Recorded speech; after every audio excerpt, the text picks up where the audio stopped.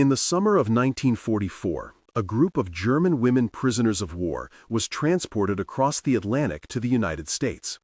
The camp they were being sent to was located in a remote part of Montana, far from the bustling cities or the fronts of battle they had known. They were exhausted, physically and emotionally drained from the long journey. But as they disembarked from the train, the first sight that greeted them was not what they had expected. The barracks were clean, the grounds were neatly kept, and the air, although chilly, felt refreshing. It was a stark contrast to the cold, grim conditions of the labor camps they had left behind. As the women stepped onto American soil, they were met with the silent gaze of soldiers who stood watch, their faces unreadable but not hostile. There were no chains, no harsh commands, only the soft hum of military life in a foreign country. For many of the women, it was a moment of surreal disbelief. They had spent months hearing stories of American brutality, of the cruelty of their captors, yet here they stood, and the reality was far different from what they had been told. Among the women was Greta, a former school teacher from Hamburg who had seen the worst of the war. Her eyes scanned the camp, trying to make sense of the new world she was entering. She had been in the German army, seen cities reduced to rubble, and endured the suffering of those left behind. But even she couldn't shake the feeling that something was wrong. They were prisoners, yet there was no immediate threat. No guards with whips, no harsh treatment. It was as though they had been placed in a limbo between the known horrors of war and something entirely new. Greta's mind raced. She had been trained to fear this moment, to expect the worst. She had braced herself for the worst kind of humiliation, the kind that had plagued the women in other camps. But there was something in the way the Americans treated them that didn't sit right with her expectations. She knew they had to follow the rules, yet the sense of control was different here. The women were given their own quarters, not like the crowded barracks they were used to, but spacious enough to move without feeling trapped. This wasn't what war was supposed to feel like. Die Frauenwinde waren assigned to work duties, which was no surprise, but what came next shocked them. They were told they were be paid für their labor. Die Idee von rezipieren Kompensation, even modest, für ihre Arbeit war almost incomprehensible zu denen. In every camp they had known, forced labor was a norm, und nicht einmal hatten sie gern Money. Dies neue Realität, wo sie als Worker und nicht als mehr Tools des Wars getreten wurden, confused them. Es fällt wrong, als ob sie etwas aufgemacht hätten, zu question alles, was sie dachten zu wissen über ihre Gefangenschaft. Greta couldn't shake the unease. She kept her thoughts to herself, not wanting to raise alarm among the others, but she found herself wondering if this was some sort of trick. Perhaps they were being lulled into a false sense of security before something worse would happen. But as the days went on, her doubts were not answered, and in fact, the treatment only seemed to improve. The women were given decent meals, clean clothing, and even the option to participate in small activities. Still, Greta couldn't understand the motives behind it all. Despite her reservations, she observed how the other women began to relax. The tension in the air, which had been so palpable on their first day, slowly began to dissipate. It was clear that some of the younger women were beginning to believe that maybe, just maybe, their captors were not as cruel as they had been led to believe. They started to engage more with the soldiers, making small talk or helping with tasks around the camp. This shift in behavior was subtle but noticeable. Greta noticed it too, but her wariness held her back. She didn't want to be lulled into complacency. The camp had its own rules, but for some reason it felt different here. No one shouted at them, no one enforced anything with violence or intimidation. It was a place of calm, but the calm was unsettling, like a storm waiting to hit.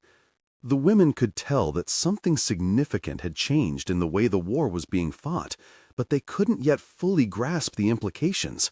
Were they being treated with this much respect because they were prisoners, or because of something else entirely? Greta thought of her family back home in Hamburg.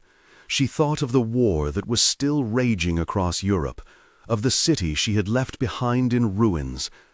Could this be the beginning of the end for her? A final chapter in her story, where she would either be treated like a human or simply discarded as another casualty of war. It was a question that lingered in her mind, unanswered, as the days turned into weeks. And so, the women settled into their new lives at Camp Alona, surrounded by a strange and unfamiliar kindness. Greta could not bring herself to fully trust it, but she could not deny that it was different. For the first time since the war had begun, there was a glimpse of what peace might look like. But peace was a fragile thing, and for now, it was all they had. The first day of work arrived quietly, almost too quietly. Greta had expected to be thrust into some sort of menial task, something degrading. But when the orders came through, the women were instructed to report to the fields outside the camp. Their work would be simple: picking vegetables, maintaining the camp's gardens, and cleaning the barracks. What struck Greta immediately was the absence of any threat or urgency.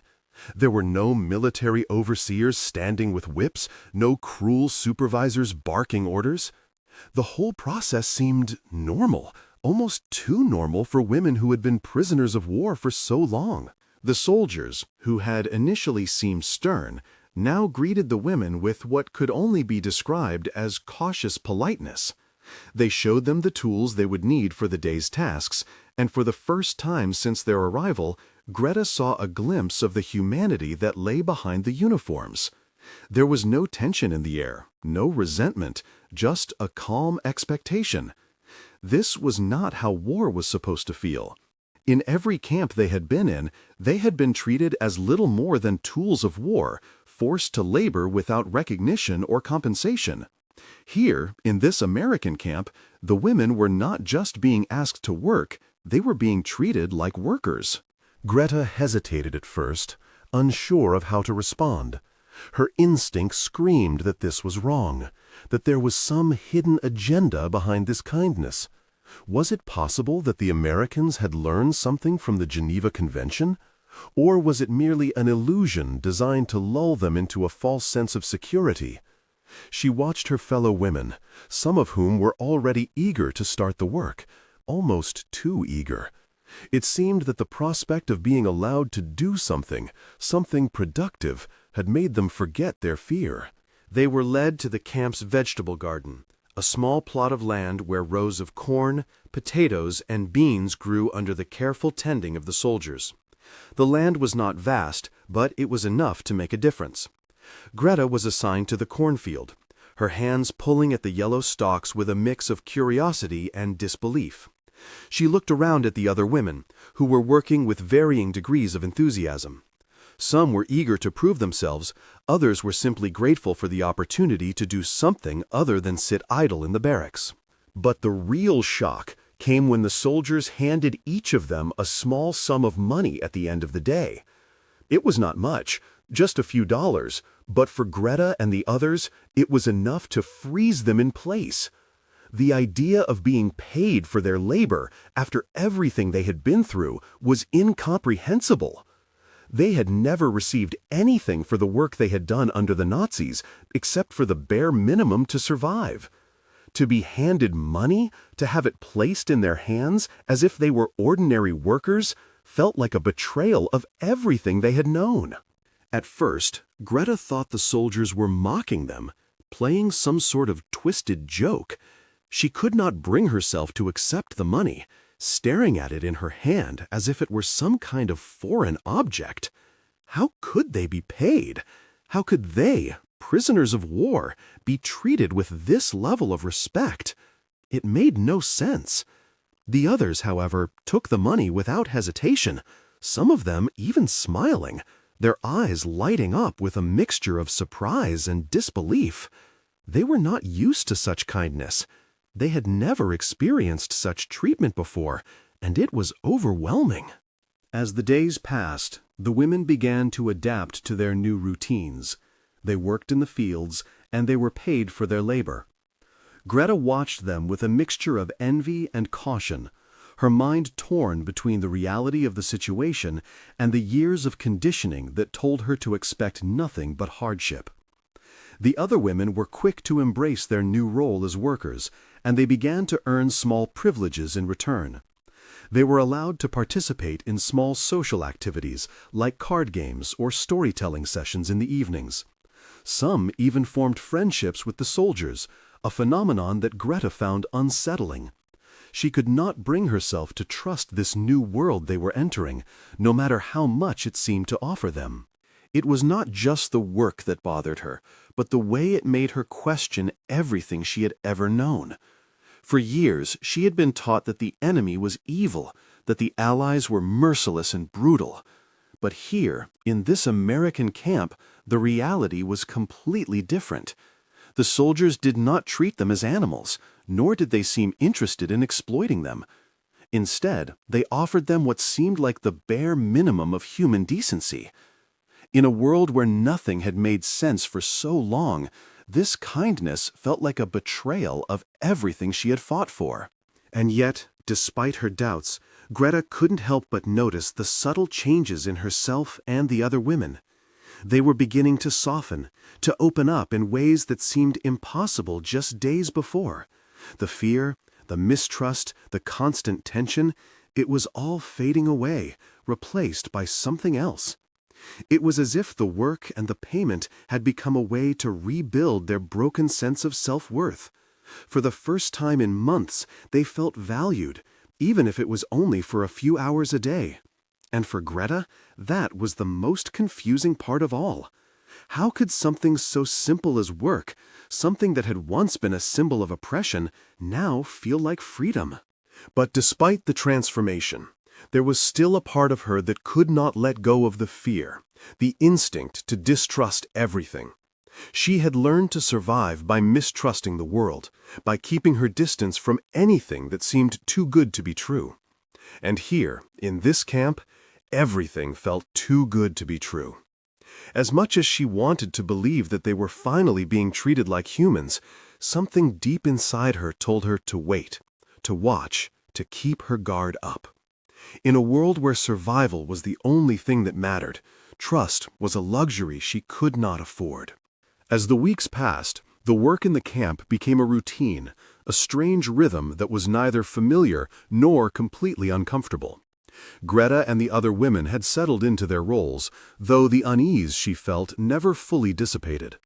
Every day, they gathered their tools and set off for the fields, picking corn, digging trenches, and tending to the vegetables that would feed both themselves and the American soldiers.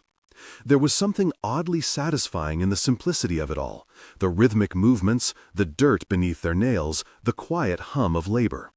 Yet Greta couldn't shake the feeling that she was walking a fine line between survival and complicity, between freedom and a different kind of imprisonment.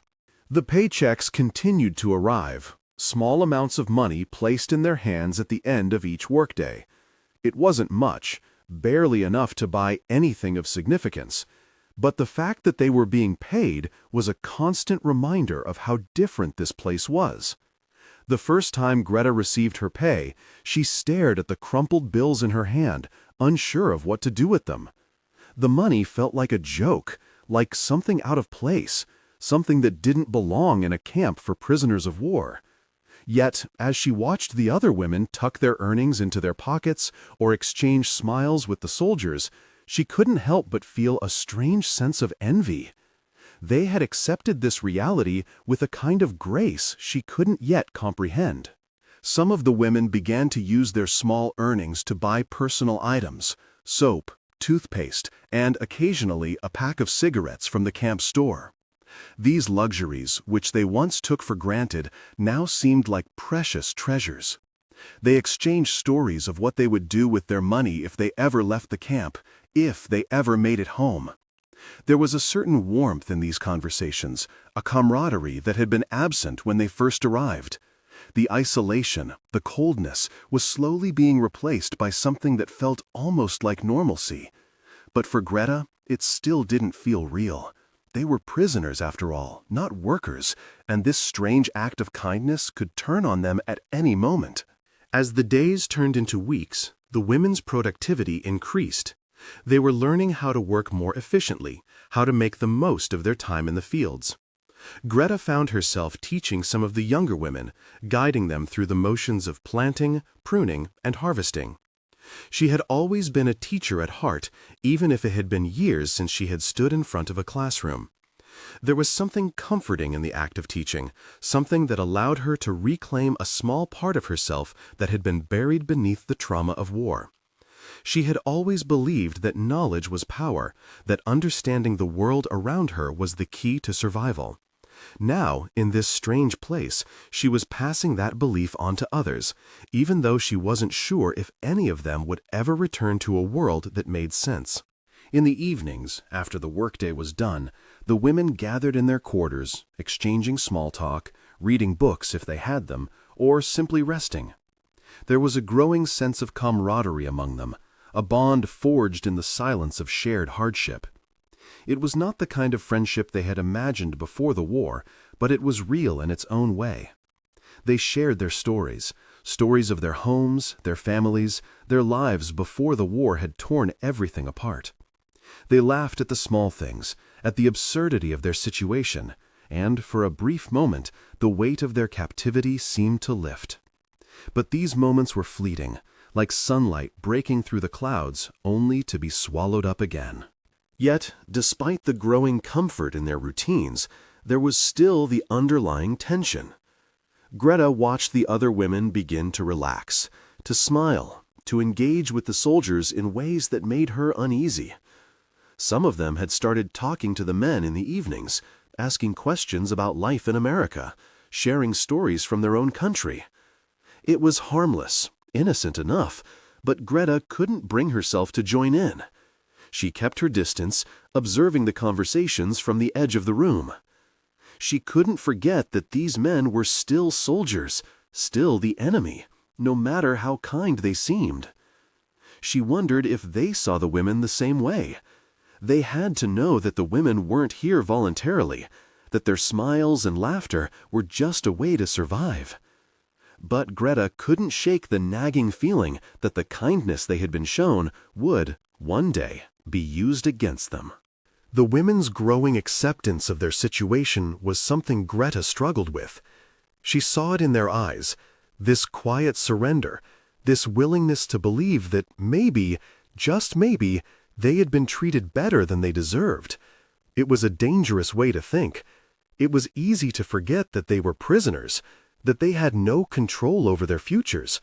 For all the civility of the camp, the truth was still that they were at the mercy of their captors. The money, the work, the smiles, it all felt too good to be true. Greta had learned long ago not to trust in things that seemed too good, and this new reality, no matter how much it looked like freedom, was no exception. But as the days went by, Greta began to notice subtle changes in herself. The tension in her shoulders had lessened. She no longer flinched at the sound of approaching footsteps. She could almost imagine herself living here, working here, for as long as it took to survive. She still didn't trust it, but she couldn't ignore the fact that it felt, for the first time in a long while, like she was part of something. It was small, it was temporary, but it was something. And so, the days passed. Work continued, paychecks were earned, and the women began to build their new lives in the camp little by little. Greta was still cautious, still questioning, but a part of her had begun to settle into the rhythm of it all. The work was hard, but it was honest, and for now, that was enough. She didn't know what the future held, but for the first time since her capture, she had the faintest glimmer of hope that maybe, just maybe, she would survive this. As the weeks in the camp wore on, Greta found herself wrestling with an internal battle. The work, while still strange, had become a part of their daily lives. The women were no longer mere prisoners. They had become workers, doing something useful, something that allowed them to feel human again. It was a peculiar shift, one that Greta had not anticipated when she first arrived. The work was simple, the pay was small, but there was something deeply unsettling about the way it had begun to change the women. They were no longer just surviving, They were beginning to live, to exist in a way they hadn't for months. But it was this very sense of life returning that left her feeling unsure. Could they trust it? In the evenings, as the women sat together, talking softly and sharing stories of home, Greta listened to the change in their voices. They spoke less of war and more of the things they missed: family, food, simple comforts. They had started to relax, to make jokes, to laugh in a way that seemed almost foreign. It was as though the rhythm of the camp had lured them into a false sense of security. Some of them even began to flirt with the soldiers, laughing at their jokes and asking questions about American life. Greta watched all of this with a growing sense of discomfort. It wasn't that she disapproved of their behavior, but she couldn't shake the feeling that they were forgetting who they were, what had brought them here. Greta, however, could not bring herself to embrace this newfound sense of normalcy. She couldn't shake the sense that, beneath the surface, something was wrong. They were prisoners, after all. The kindness of the soldiers, the small paychecks, the warm meals, they all felt like a dream, something too good to true. She wondered if the soldiers had learned a new tactic, one that involved lulling them into a false sense of security before tightening their grip. She couldn't forget that they were still the enemy, still the ones who had captured them and brought them here in the first place. No matter how kind they were now, they were still the captors. One evening, as the women gathered in their quarters after a long day of work, Greta found herself thinking about the price of this kindness. What did it really cost them to be treated with such dignity, even if it was just for a brief moment in time? She thought about her mother's teachings, the importance of gratitude, of showing respect, of accepting what was given to you, even when it wasn't what you expected. Her mother had always told her that no one owed her anything. She had to work for everything, to earn her place in the world. And yet, here they were, receiving everything for free: food, shelter, even money. How was that possible? Greta felt a strange mix of guilt and gratitude. She was grateful for the simple comforts the camp provided, but at the same time, she couldn't help but feel as though she had lost something important along the way. The women had started to change. They were beginning to accept the reality of their situation, and with that acceptance came a loss of the fight, the resilience that had once defined them. The fear and mistrust that had kept them alive in the early days of their captivity had begun to fade, replaced by a sense of resignation. They were no longer prisoners in their own minds. They were workers, part of the camp's system, and it was this very integration that felt so dangerous to Greta. The tension she felt only deepened when, one afternoon, a group of women sat around a table in the mess hall discussing their plans for the future. They spoke of returning home, of what they would do when they were finally released from the camp.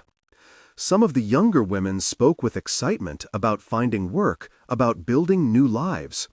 The older women, however, seemed more hesitant, as if they knew something the others didn't.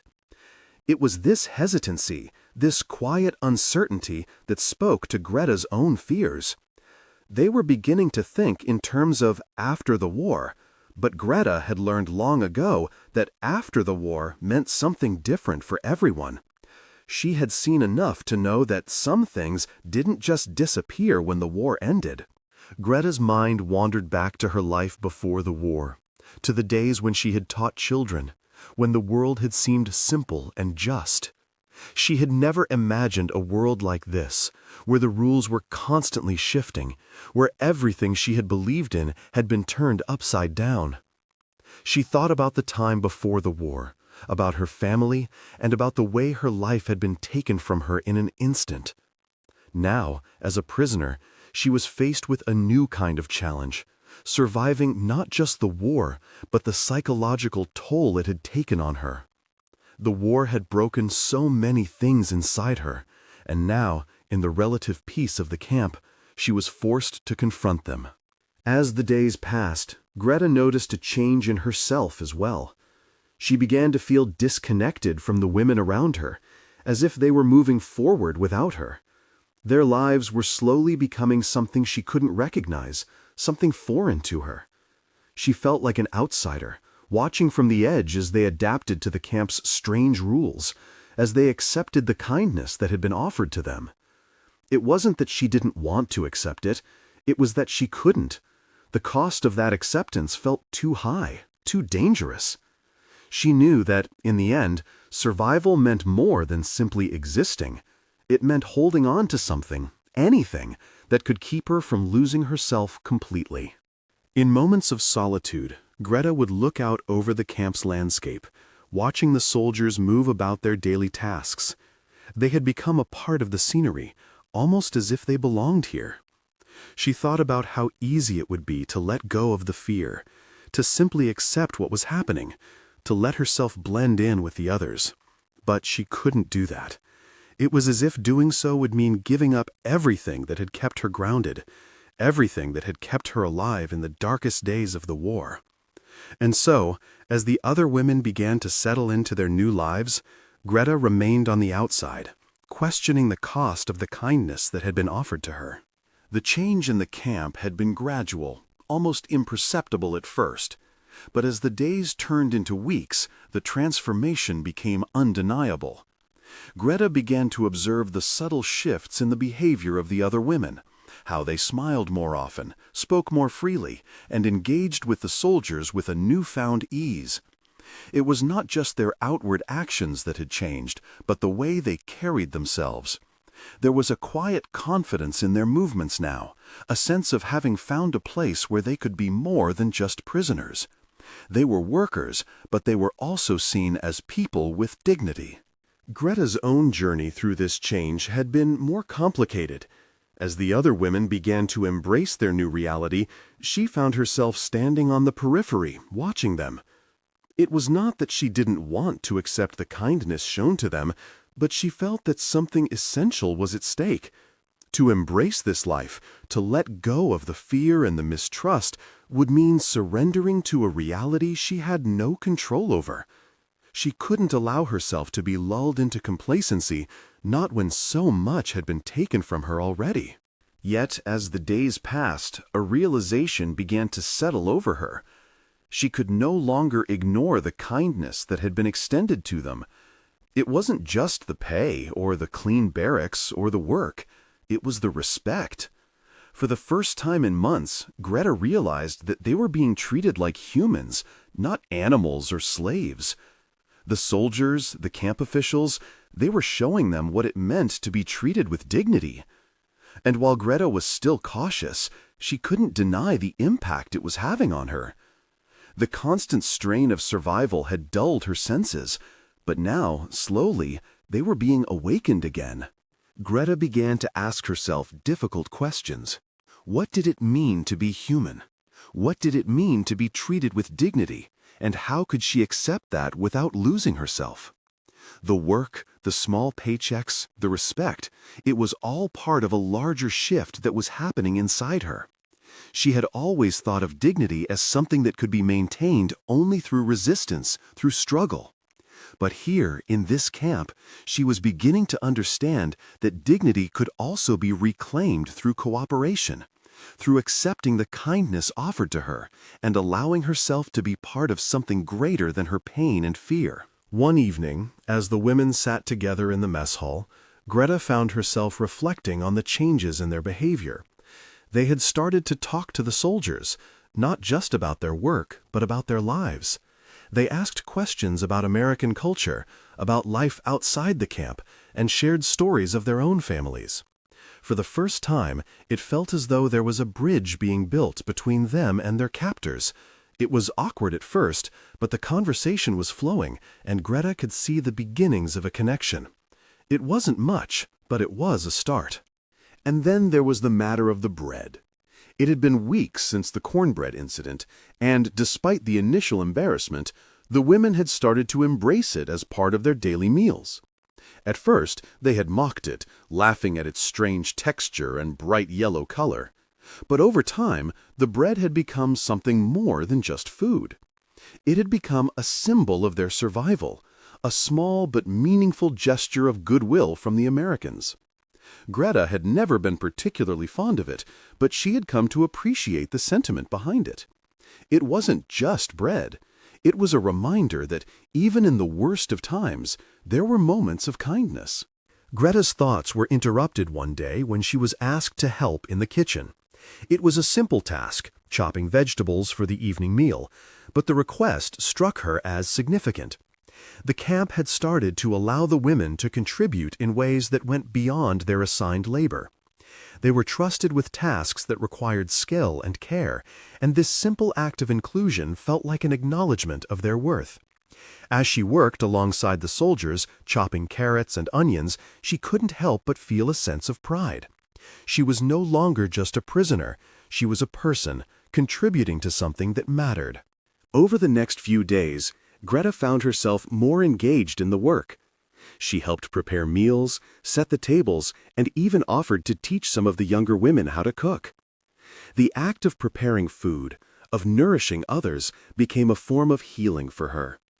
It was as though, through the act of caring for others, she was also caring for herself. The kitchen, once a place of fear and unfamiliarity, had become a space of warmth and connection. It was here, surrounded by the smells of fresh bread and vegetables, that Greta began to understand what it meant to be truly human again. In the evenings, after their work was done, Greta sat with the other women, listening to their stories. They shared memories of their families, their homes, their lives before the war had taken everything from them. It was in these moments, when they allowed themselves to remember what had been lost, that Greta felt the deepest connection to them. They were not just prisoners, they were survivors, and in that survival there was a dignity that no one could take away. They had been through the worst, and yet they had found a way to carry on. One evening, as Greta sat with the other women, she realized that she had finally come to terms with her own place in this strange new world. She was no longer just a prisoner, no longer just someone who had been broken by war. She was a woman who had found a way to reclaim her dignity, not through resistance or defiance, but through acceptance and connection. She had learned that dignity was not something that could be imposed on her, but something she could choose for herself, even in the most unlikely of circumstances. The next day, as Greta worked in the fields, she found herself smiling. It wasn't a big smile, just a small, quiet one, but it felt like the first real smile she had had in a long time. It was a smile born of acceptance, of understanding that, despite everything that had happened, she was still capable of finding peace, of finding a sense of purpose. And that, she realized, was the greatest victory of all. As the winter months approached, the days in the camp grew colder, and the ground was covered with a thin layer of frost each morning. Despite the harshness of the season, Greta couldn't help but notice the subtle shifts in the atmosphere of the camp. The initial sense of discomfort and mistrust was now replaced with something that felt almost like belonging. The women had settled into their routines with an ease that both surprised and unsettled Greta. They had found a way to survive here, not just physically, but emotionally as well. For the first time since her capture, she was beginning to understand that survival didn't always mean resistance. It could also mean adaptation. The work in the fields had slowed down with the changing weather, and the camp had shifted its focus to other tasks. The women were now assigned to indoor jobs, such as helping with laundry, cleaning the barracks, and assisting in the kitchen. These tasks, though less physically demanding, gave the women a sense of purpose. Greta had found a rhythm in the kitchen, preparing meals alongside the soldiers and other camp workers. It was here, amid the chopping of vegetables and the stirring of pots, that she began to feel a sense of peace. The act of preparing food, of nourishing others, was an unexpected source of comfort for her. It reminded her of simpler times, of home, of family, and of a life before the war had torn everything apart. Greta's role in the kitchen had also allowed her to form new connections with the soldiers. They had come to rely on her expertise, and she found herself teaching some of the younger men how to cook. At first, it had been awkward, the divide between captor and captive still too fresh for either side to ignore. But as the days went on, the lines began to blur. The soldiers no longer treated her with the same cold formality, and she too began to let go of the wariness she had felt at the beginning. The camp was small, and everyone knew everyone else's business. There was nowhere to hide from the truth that, despite everything, they were all human, and they all had the same needs. One evening, as Greta worked alongside a young American soldier named Thomas, she felt a shift in the conversation. They had spoken many times before, but tonight there was something different in the air. He seemed less guarded, less like a soldier, and more like a person. As they worked together in silence, Thomas casually mentioned his family back home, describing his mother's cooking and how he missed the food from his childhood. Greta listened, intrigued by the simplicity of his words. It was the first time she had heard a soldier speak of home in such a personal way. She found herself sharing a story about her own family, about her mother's bread and the warm meals they used to have before the war. There was no hostility between them in that moment, just a quiet understanding. It was the first real conversation they had ever had as equals. The more she thought about that conversation, the more Greta realized how much had changed within her. She had been so focused on surviving, on holding on to the pieces of herself that the war had not yet destroyed, that she had never allowed herself to truly engage with the people around her. But now, for the first time, she was beginning to see the soldiers not just as captors, but as human beings. She could see their struggles, their fears, and their hopes. She understood that, like her, they were simply trying to make it through this war, to hold on to something that made them feel human. In the days that followed, Greta began to approach the camp with a new perspective. The soldiers were not the enemy in the way she had once thought. They were individuals, each with their own story, their own life. She began to notice the small acts of kindness they showed, the way they would offer a warm jacket to someone who was cold, or the way they would share a spare ration of food with the women. These were not the actions of cruel oppressors, but of people who were caught in the same war, the same struggle. Greta realized that survival wasn't just about fighting for your own life. It was also about recognizing the humanity in others, even when they were on the opposite side. One morning, as Greta walked through the camp, she saw something that stopped her in her tracks. A young soldier who had been stationed at the camp since the beginning was sitting on the bench, writing a letter. He looked up as she passed, and their eyes met for a brief moment. There was no hostility between them, just a quiet acknowledgement. It was then that Greta realized how far they had come. She had been so focused on her own suffering, on the loss of everything she had once known, that she had failed to see the small victories that had been won along the way. They had all changed, in small but meaningful ways. They were no longer just enemies and prisoners. They were people, learning to coexist in a world that had been broken by war.